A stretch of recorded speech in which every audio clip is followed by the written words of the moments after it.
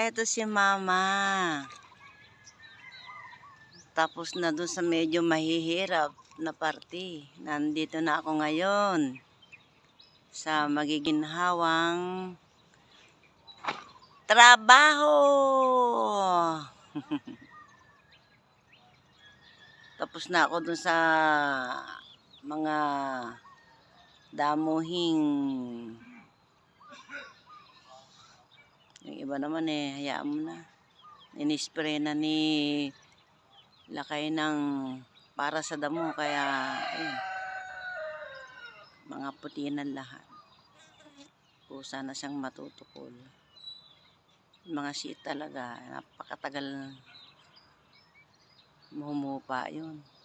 Matagal, mga sa gulay, matagal malanta. Para may bago ako ngayon, yung aking bagong sili. May mga bunga na pala, hindi ko napapansin. Akala ko berde lang siya, oh. Akala ko berde lang, pala may bunga na. Malapit na pala siyang gugulang. Aba, pambihira. Pagkain ay gumulang. Ade, mahihinog siya. Mahihinog. Marami na palang bunga. Ang aking mga bagong talong. Kasi yung una ay matanda na. Matanda na. Yung una kong talong. Ito naman 19 puno. Tapos may mga bunga na siya. Oh, kakatuwa na. Malalantod din ang aking mga talong. Yes. Yan. Mga bunga na din. Napakalalandi din.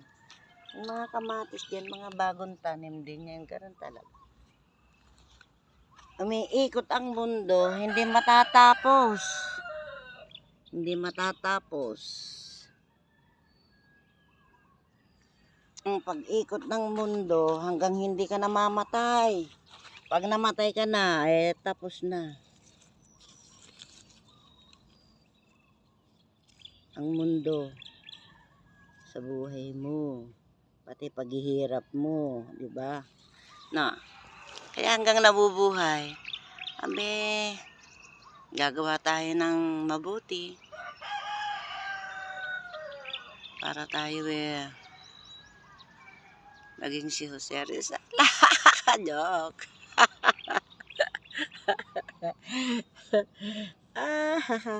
Natutuwa naman ako. Ako nagiging libangan ko yung magtanim ng halaman. Kasi kung tutuusin, pwede na akong magkuya-kuya ko. Kasi mga anak ko tapos na, may mga trabaho. May apo naman yung nasa Canada. May apo na ako doon. Siya panganay lang. Okay lang yun. Tapos na yung mga anak ko. Wala akong poproblemahan na dapat. Pero ako na ang gumagawa ng trabaho ko. Ito, gusto ko yung mga ganito nagtatanim-tanim ako. Hindi ko mo nahihirapan ako parang naman akong kawawa na hindi. Ako pa. Tumanda ako ng tumanda. Lahat ng hirap natikman ko. Hindi naman hirap na kumbaga saan paglilibang sa buhay. Yung pagtatanim ng halaman. Paglilinis ng kapaligiran. Ako, sa akin naman tong nililinis ko hindi naman sa ibang tao diba? Mga halaman na yun, sa akin din naman yan. Ngayon, pagka halimbawa, may bumili, bebentahan ko. Pag walang bumili, aba, no problem. Iuulam ko siya, diba? Hindi masama yung araw-araw pechay, araw-araw aba yung iba nga bumibili, samantalang ako heto na. Kaya sipag-sipag lang mga kabalin. Sipag-sipag lang kabalin. Yung iba kasi puro mga semento. Wala silang pagtatamnan, kundi mga paso. Ito napakaluwag na tatamnan ko. Wala pang magagalit sa akin. Kasi Sa amin itong tatamnan. Free. Sa aming lupa. Pero, nagpapatanaw na yung aking nagpapatanaw na yung aking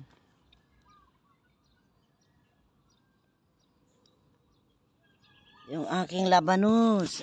Meron na siyang, ayan, may laman na Yung una, labanos ko, syempre, sobra nga. Ika nga pag sobra, ibebenta. Kung may bibili. Kung wala, iuulam ng iuulam. No problem. Kahit ba araw-araw ako mag-ulam ng labanos, alam problema yun. Nagpapatanaw na may bunga na sila may laman na yung labanos ko. Kailang sa nito katapusan. Pwede nang harvestin yan. Pagkaraan niya, wala nang binhi. Di stop na. Saka na lang ulit bibili. Tag-araw na mga mustasa ko. Ganda ng mga mustasa. Yung iba, bibilhiin ko niyan. Ganun lang.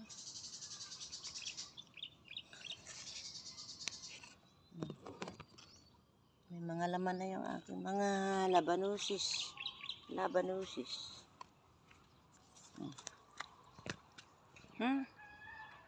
Nakita niya? Ay, ako ang prinsesa ng mga gulay. Prinsesa ba o reyna ng gulay? Namali lang yata ako paano yan? Bye-bye na. At kailangan ko nang umuwi. Pero hindi, mamimitas pala ako ng binhi ng sitaw. Naku. Ayan Mimitas ako ng sitaw. Sayang naman to. Namimitas ako ng binhi ng sitaw. Pero merong mga ganito pwede nang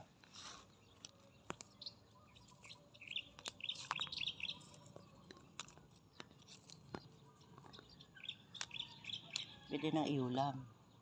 Diba?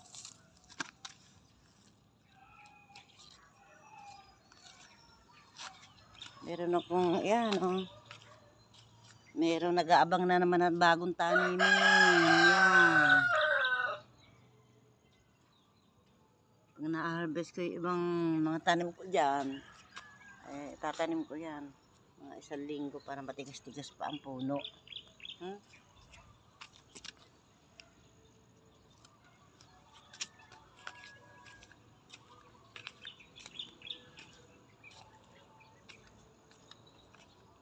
May naani akong ampalayahis.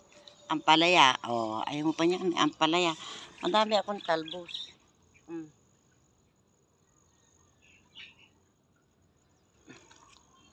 Ampalaya. Nasaan kaya yung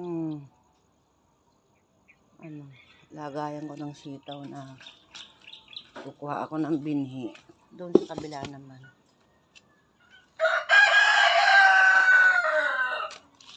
Sipag-sipag lang. Puno ako ng tubig sa drum. Yan. Sipag lang. Pag alakang gagawin sa mabibigat na kuwan, ito nagpuno ako ng drum. Puno yan, tubig. Diba? Imitas nga pala ako ng sitaw at okra. Tapos yung binhi. Marami na akong napitas na binhi ng sitaw. Ayan sitaw turo.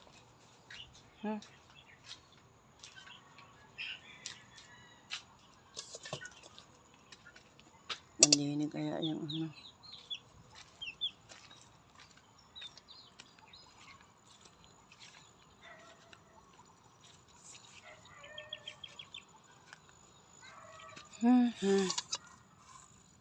Imitas ako ng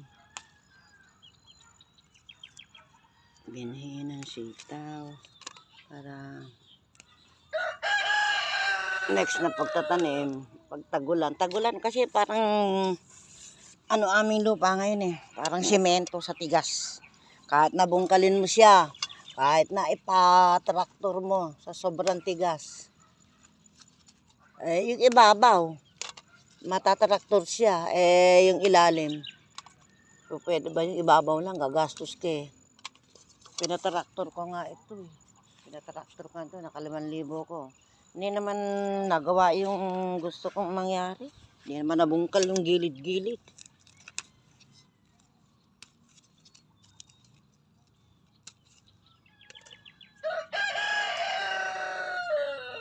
Kaya, kuwan. Mahirap magpa-tractor ng hindi malambot ng lupa. Pagka matigas, sasabihin sa iyo eh, ang tigas ko babayaran mo ang oras. Tapos hindi naman nagawa yung gagawin niya. Ibabaw lang. Para lang siyang kuwan.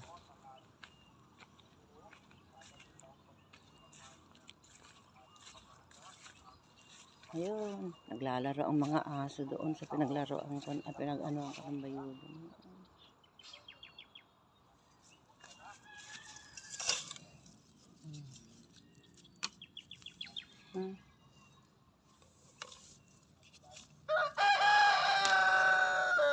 Linggo nga pala ngayon may misa. Araw-araw naman may misa.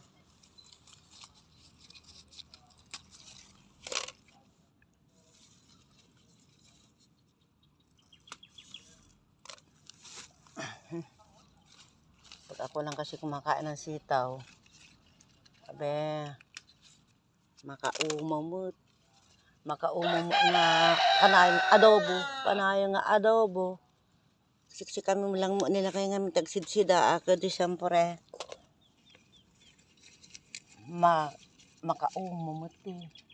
Kanayon nga utong.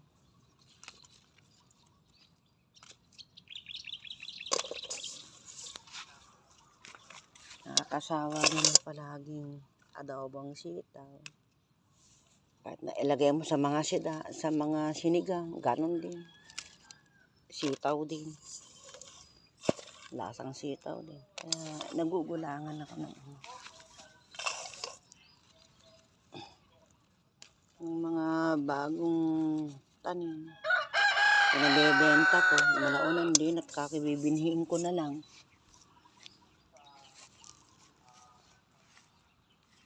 Bibinhiin ko na lang kakisitaw para sa next na pagtatanim ko, may binhiin ko.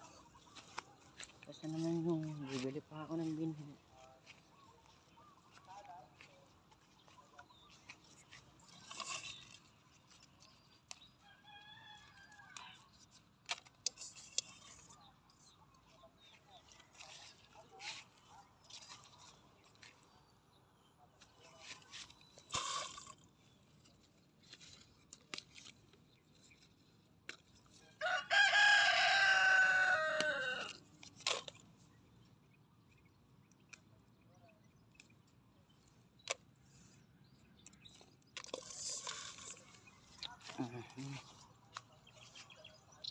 Nako, ang ulam ko ngayon ay ampalaya at saka sitaw.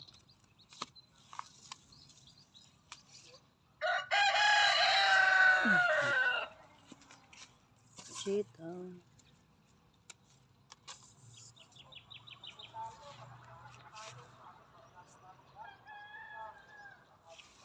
Hakbang na tayo din eh.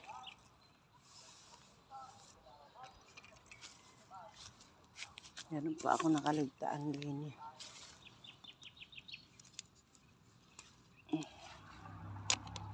Sige. Nako. Tingnan mo naman yung okra. Nalingat. Yan, napakahaba. Bagay, may binhi ako.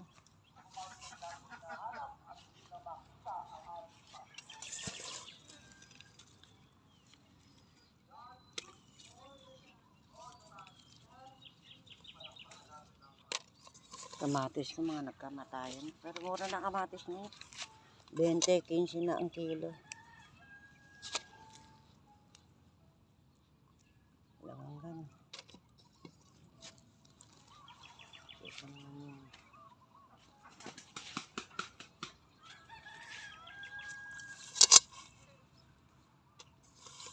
Sarili. Uwi na si mama. Chuk chuk chuk chuk chuk. Uwi na si mama ha. Uwi na si mama. Ya. Si mama uwi na ha. Hoy, Lumpo, ikaw naman yung uwi. At ikaw naman, Martin. Itatali ka ni mama dito, baka kung saan ka makakarating ha. Sagot. Tatali ka ni mama. Sumagot ka, opo. Opo, mama. Uuwi muna ako.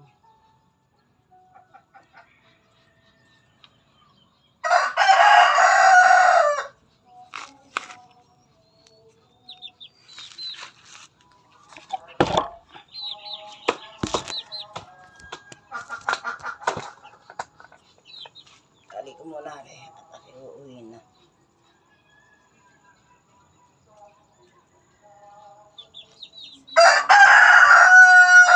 Bye-bye po. Bye-bye. Bye-bye na po. Iuwi ko na po yung mga gulay ko. Ayan. Nako. Bye-bye. Love you, love you.